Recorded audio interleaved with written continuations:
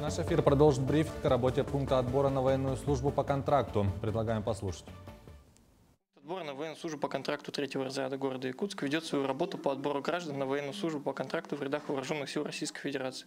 Военнослужащий по контракту – профессиональный защитник Родины. В настоящее время это одна из самых популярных и востребованных профессий.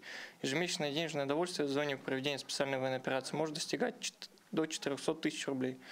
После заключения контракта с Министерством обороны Российской Федерации выплачивается единовременная денежная выплата от 1 миллиона 400 тысяч рублей, из которых 400 тысяч рублей от Министерства обороны Российской Федерации, 900 тысяч рублей от Республики Саха-Якутия и 100 тысяч рублей от городского округа город Якутск.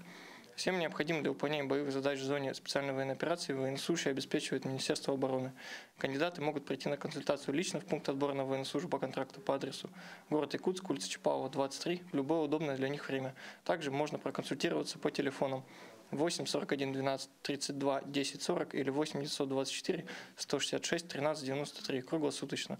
Больше информации на сайте службы по контракту 14.рф. Далее выпуск новостей. В студии Юрий Осипов. Здравствуйте. Вначале коротко об основных темах к этому часу. Понижение температуры воздуха и образование шуги стали причинами осложнения на основной паромной переправе региона. Чистая питьевая вода. Ввод 6 водоочистных станций планируется в Якутии в этом году. Никто не забыт, ничто не забыто. Сегодня день белых журавлей, который посвящается вечной памяти тех, кто погиб на полях сражений.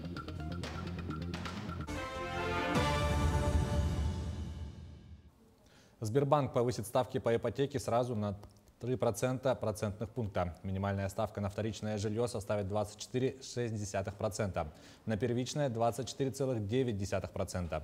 Также повышается минимальный первоначальный взнос по льготным программам до 50,1% за исключением ряда случаев. Отмечается, что решение повысить ставки по ипотеке Сбербанк объяснил ростом доходности облигаций федерального займа и высокой ключевой ставкой Центробанка. По ранее одобренным заявкам кредиты будут выданы на прежних условиях до 1 ноября этого года. Сбербанк также сообщил об изменении условий выдачи ипотеки на покупку квартиры в новостройке по всем действующим льготным программам. Полицейские смогут оповещать высылаемых из России мигрантов о согласовании маршрута самостоятельного выезда из страны в личном кабинете на портале Госуслуг. Закон о новом режиме высылки иностранцев 8 августа подписал президент России Владимир Путин. Меру планируют применять к приезжим или лицам без гражданства, незаконно находящимся в России. Так, если сведения о мигранте отсутствуют, либо он не исполняет свои обязанности, полицейские разыщут его и доставят в отделение или специальное учреждение для временного содержания иностранцев. Второй вариант возможен, если нарушителя готовят к депортации, реадмиссии или выдворению. Судебные приставы смогут дистанционно проверять коллекторов. Минюст планирует расширить возможности службы судебных приставов по контролю за коллекторами. Пристав сможет со своего рабочего места заглянуть в компьютер коллектору, с кем тот сейчас общается, не грубит ли должникам.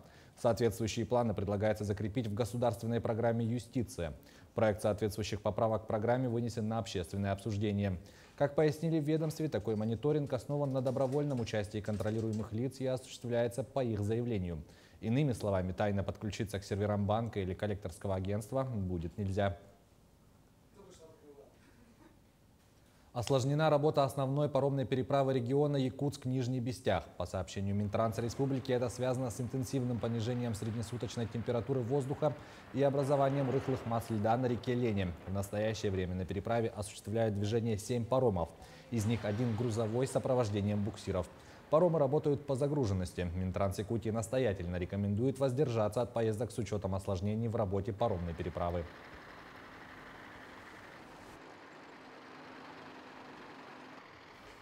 Тем временем с сегодняшнего дня начали свою работу суда на воздушных подушках по маршруту Якутск-Нижний Бестях-Якутск. Они осуществляют движение со станции Намыв, расположенной на 204-м микрорайоне. В настоящее время на линию выходят порядка 20 единиц с 7 утра до 6 вечера. Стоимость проезда составляет 2500 рублей. Повышение связано с ухудшением погодных условий и дополнительными расходами на топливо. Отметим, что после ледостава, когда требуется пересадка на аэроботы, стоимость проезда увеличится до 4000 рублей. За 2500 человека. Неприятно, но куда деваться. Ну, единственное, хорошо, быстро. 10 минут и тут. посылку отправил. Вот удобно стало, чем 203-м, как бы так. И цены нормальнее, чем в прошлом году. 2 раза дороже было. За 1000 отправлял, в этом году попросил, оплатил 500 рублей. Сейчас буквально через 20-30 минут доедет. Вот позвонил, они вот на ЖД вокзале встретят. Первый вице-премьер республики Дмитрий Садовников осмотрел социальные объекты в 2 наслегах Горного Улуса. В ходе рабочего визита он посетил строящийся в селе Магарасы 2-этажный 9-квартирный дом. Далее, уже в Бердигистяхе, проконтролировал строительство 22-квартирного дома. Оба объекта строятся по программе переселения из ветхого и аварийного жилья. Далее рабочая группа проверила строительство новой водоочистной станции. В первом этапе строительства станция должна обеспечить микрорайон 38-й квартал и многоквартирные дома на улице Березовая и Дичковского. Надо подчеркнуть, что в этом году завершается реализация национальных проектов, и водоочистная станция села Бердигистях, он у нас является приоритетным объектом среди тех объектов, среди 6 объектов, которых мы сегодня по республике строим. Ну, а части переселения граждан из ветхого аварийного проверили 2 дома. Но, судя по докладам подрядных организаций и дирекций жилищного строительства, есть, скажем, уверенность, что объекты будут сданы. Но при этом я не скажу, что остался доволен. Будем требовать и на совещании об этом обсудим. И в продолжение темы. Вот 6 водоочистных станций планируется в Якутии в этом году. Отмечается, что это стало возможным благодаря федеральному проекту «Чистая вода», входящему в национальный проект «Жилье и городская среда». Станции строят в поселке Батагай, городах Нюрба и Алекминск, а также селе Алтанцы. В результате ввода этих объектов доля населения республики, обеспеченного чистой питьевой водой из систем централизованного водоснабжения, увеличится до 60,4%.